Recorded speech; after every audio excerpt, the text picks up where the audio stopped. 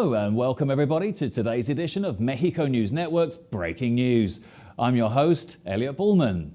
Remember to follow us on all our social networks and to catch us every day by logging onto our website www.mexiconewsnetwork.com for relevant stories and news. Let's start with today's show. Ever since the last decade, numbers have been slightly down tourism-wise due to a number of financial reasons like the USA stock market crash in 2008, Hurricane Wilma in Cancun in 2005 and the SARS alert in 2009. Plus the fact that most hotels rely on their all-inclusive packages to get most of their income, thus keeping the guests captive in a sense. They don't go to restaurants or go out on tours as much as they used to. Nonetheless, according to a study done by marketing consultants, Cancun has seen an increase in its tourist entries, although overall consumption in other services from different markets has decreased. Up until August 2015, there's been an increase where there hasn't been one since 2011. The average hotel occupation was of 83.5%. This means an increase of 3.2 million more tourists against 2014. Cancun, little by little, is gaining back its lost terrain due to external financial factors. The study claims it's gaining back its international middle-class tourism that was lost during the world crisis.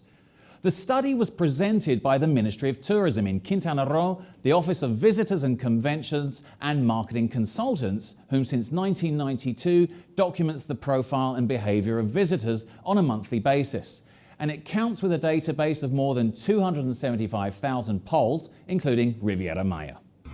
In other headlines, Spotify, the streaming music company, presented a few days ago the category of Mexican music, which has 20 playlists that include the most representative genres of the country.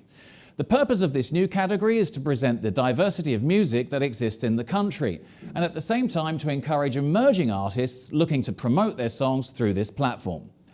According to statistics from Spotify, Mexico is one of the countries with the highest activity within the platform. It occupies the third place in number of consumers of music in the world.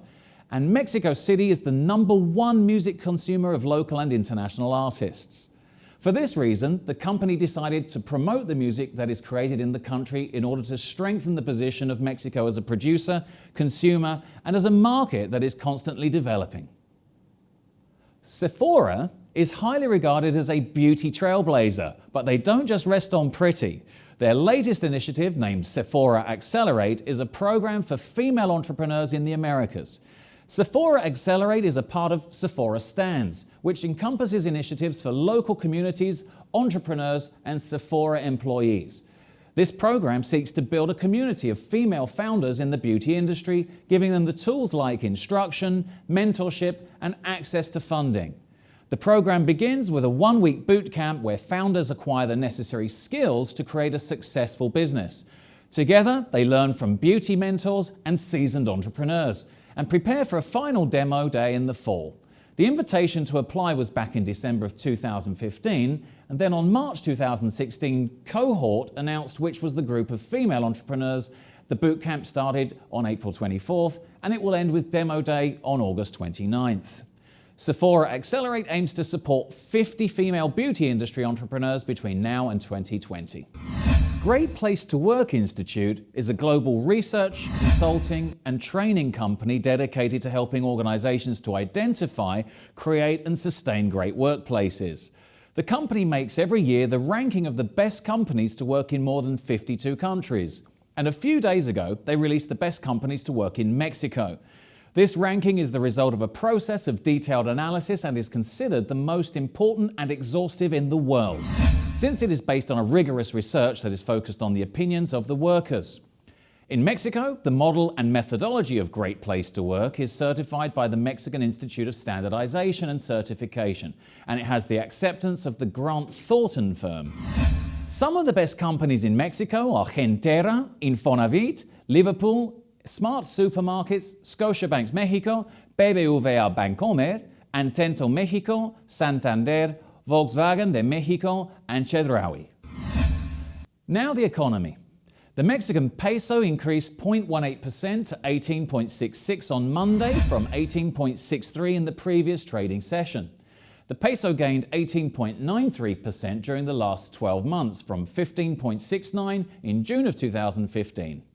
Historically, the Mexican peso reached an all-time high of 19.13 in February of 2016 and a record low of 0.01 in May of 1972.